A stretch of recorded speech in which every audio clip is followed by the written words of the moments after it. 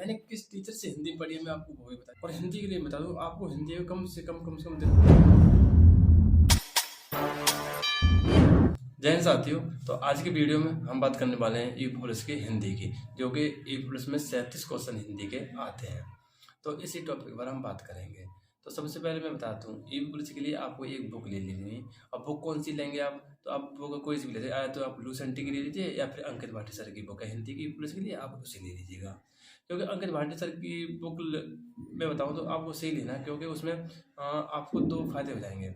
आपको थ्योरी भी मिलेगी और फिर थ्योरी के साथ साथ ही आपको ऑब्जेक्टिव क्वेश्चन मिल जाएंगे प्रैक्टिस के लिए टॉपिक वाइज। तो आप उस बुक को ले सकते हैं। अब बुक लेना बहुत ही आवश्यक है, बुक जरूर लीजिएगा। और फिर अगर आप नए हैं तो आप कोई भी बैच ले लीजिएगा, कहीं से भी कोई बैच लीजिए, क्योंकि हर जगह सारी पढ़ाई को बहुत अच्छा पढ़ाते हैं सभी।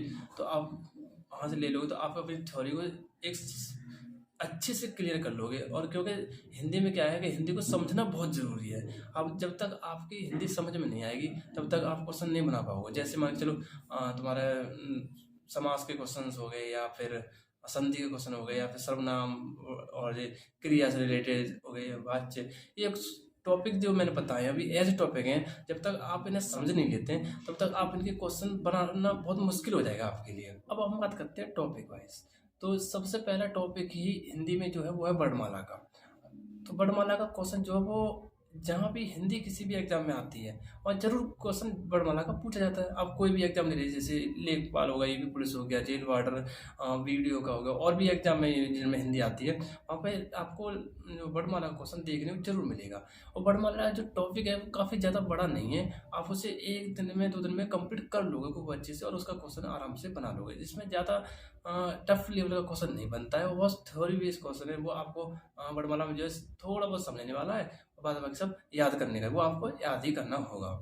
और जिसमें एक या दो क्वेश्चन आराम से पुलिस में भी देखने को आराम से मिलेगा। पिछली बार भी क्वेश्चन वर्णमाला से आया है, हाँ लगभग 2 क्वेश्चन आए थे वर्णमाला के, जो 19 वाला एग्जाम हुआ था उसमें। ठीक। तो और इसकी जो अंकित भाटी सर ने जो बुक लॉन्च की थी अपनी हिंदी की, उसमें इसका क्या है कि थ्योरी दे रखी है, थ्योरी के साथ साथ ही लगभग 50-60 क्वेश्चन दे रखे हैं वर्णमाला से रिलेटेड। तो आप वहाँ से जो हो गए किसी भी एग्जाम में जो हो चुकी हैं, जैसे पुलिस हो गया, वीडियो हो गया, यूपी प्लस, यूपी इतर प्लस से, तो ये वो एग्जाम हो गए, इनमें जो पूछे गए क्वेश्चन है उनकी प्रीवियस क्वेश्चन है वही दिए हुए हैं इसमें। तो आप वहाँ से अपनी प्रैक्टिस आप अच्छे से कर सकते हैं। अगला चैप्टर जो है वो है तुम्हारा संधि का।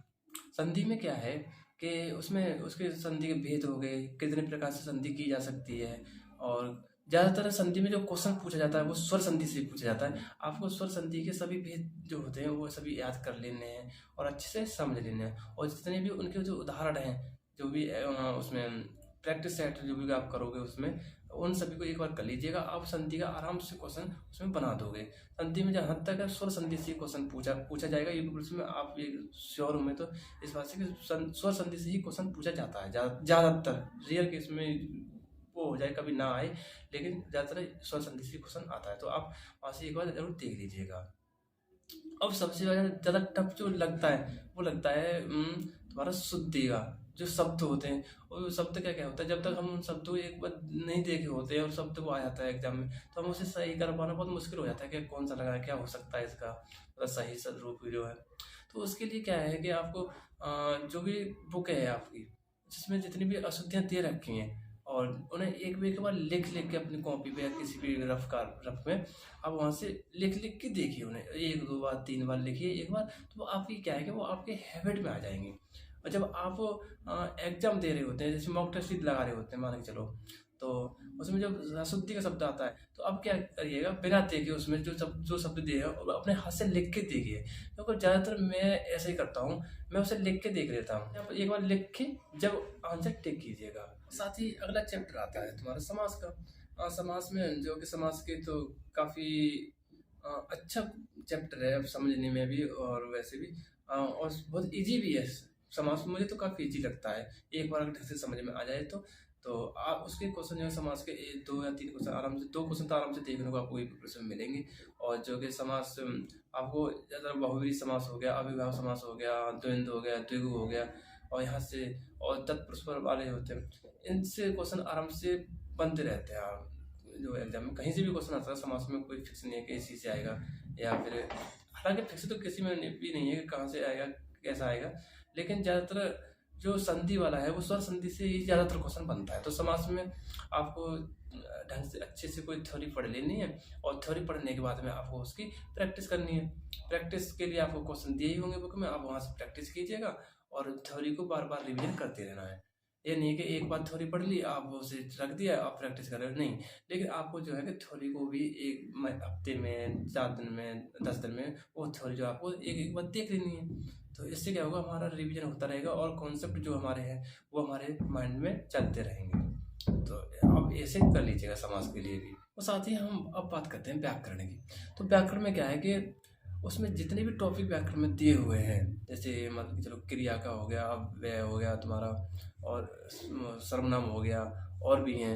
तो जितने भी हैं उन जो वो सभी टॉपिक ऐसे हैं कि आपको वो समझने ही पड़ेंगे। अगर वो एक बार आपके दिमाग में बैठ गए ना और आपकी समझ में आ गए, तो फिर कैसा भी क्वेश्चन आ जाए, कितना भी टफ क्वेश्चन आ जाए, तो आप उसे आराम से बना दोगे। क्योंकि जो व्याकरण है वो समझने वाली है। आप कहीं से भी रट के या कैसे भी ऑब्जेक्टिव बुक ले आओ, वहाँ से क्वेश्चन को टिक लगा के ऐसे नहीं कर पाओगे व्याकरण, वो आपको समझनी ही पड़ेगी। और समझने के लिए आपको बेस्ट उपाय दूंगा मैं कि आप कोई बैच ले लीजिएगा, वहाँ से कोई जो भी सर पढ़ाए उनके जो भी नोट्स से बनवाए वो उन नोट्स को अच्छे से बनाना, और उन नोट्स को ही अपने जो है रिविजन करते रहना है। क्योंकि व्याकरण का जो है वो समझने वाले चैप्टर है सभी व्याकरण में, और वो आपको समझने पड़ेंगे। रटने से उसमें बिल्कुल भी कोई काम नहीं चलेगा। और व्याकरण के क्वेश्चन आप आराम से ना लोगे, क्योंकि हिंदी का क्या है कि बहुत टफ नहीं हिंदी आती है पुलिस में, लेकिन हमें तैयारी अपनी टफ करनी है। तैयारी तो वो अच्छे से करनी है, लेकिन हालांकि जो एग्जाम में हिंदी आएगी वो बहुत ईजी आएगी, लेकिन जो तैयारी करनी है वो हमें हार्ड करनी है। क्योंकि कितना भी क्वेश्चन मान के चलो 30 क्वेश्चन ऐसे आ गए सरल से, और बाद बाकी 7 क्वेश्चन ऐसे आ गए वो काफ़ी हमसे नहीं बन रहे हैं, तो उसी के लिए तो तैयारी करनी है। 7 क्वेश्चन के लिए 30 क्वेश्चन तो आप आराम से बना दोगे पढ़ के एक बार में। और जब तक भर्ती नहीं आती है तो आप आराम से अभी से नहीं तैयारी नहीं की तो अभी से लग जाइएगा, क्योंकि भर्ती इस साल आ जाएगी, और अपनी तैयारी को बहुत अच्छे से करते रहिए। और हिंदी में जो है सबसे ज़्यादा टफ जो लगता है वो मुझे तो लगता है पर्यायवाची हो गए, हमारे विलोम हो गए, क्योंकि यार इनका कोई पता नहीं कहाँ से पूछ ले, कौन सा पूछ ले। क्योंकि अब ये बहुत भुगेब लिया यार, कितना याद करोगे आप। हालांकि याद हो जाता है, लेकिन फिर भी अगर आपको याद है तो आप कर दोगे, नहीं याद है तो आप नहीं कर पाओगे उसमें। व्याकरण का क्या ऐसा है कि उसमें कॉन्सेप्ट है, अगर आपको कॉन्सेप्ट क्लियर है तो आप आराम से कर लोगे। और उसमें जो कि पर्यायवाची और विलोम है वो आपको याद ही करने पड़ेंगे। जितने भी बुक में दिए हुए हैं उन सभी को आपको याद करने पड़ेंगे, वो बिना याद करे उनमें कुछ भी नहीं होना। वो विलोम और पर्यायवाची को अच्छे से याद करने हैं और फिर प्रैक्टिस करनी है उनकी। और हिंदी के लिए बता दूँ, आपको हिंदी में कम से कम दिन में 2 घंटे तो हिंदी पढ़नी है। और आप जो आपको दिख रही हो इस बुक से आपको हिंदी आराम से क्लियर हो जाएगी। आप इस बुक को ले लीजिएगा, थ्योरी पढ़िए इसकी, और कोई भी बैच लीजिए। किस टीचर से हिंदी पढ़ी है मैं आपको वो भी बता देता हूँ। मैंने जो है हिंदी जो पढ़ी है आपकी नवीन सर से हिंदी पढ़ी है खाकी बैच में। तो काफ़ी अच्छी हिंदी पढ़ाई है उन्होंने खाकी बैच में। हिंदी बहुत अच्छे तरीके से हिंदी को समझाया पढ़ाया हमें, और बहुत अच्छे से समझ में आई हिंदी हमारे तो, और अच्छे क्वेश्चन बना पाते हैं। आपको मेरा